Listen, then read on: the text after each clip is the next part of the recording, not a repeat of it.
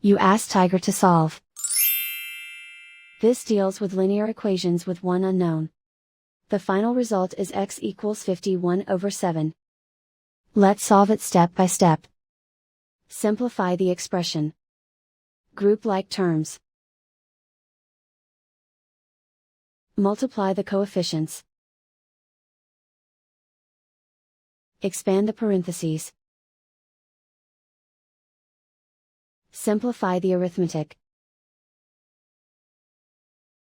Group all x terms on the left side of the equation. Subtract 8x from both sides. Group like terms. Simplify the arithmetic. Group like terms. Simplify the arithmetic. Group all constants on the right side of the equation. Add 216 to both sides. Simplify the arithmetic.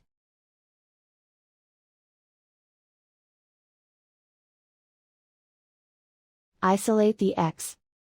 Divide both sides by 28. Simplify the fraction. Find the greatest common factor of the numerator and denominator. Factor out and cancel the greatest common factor.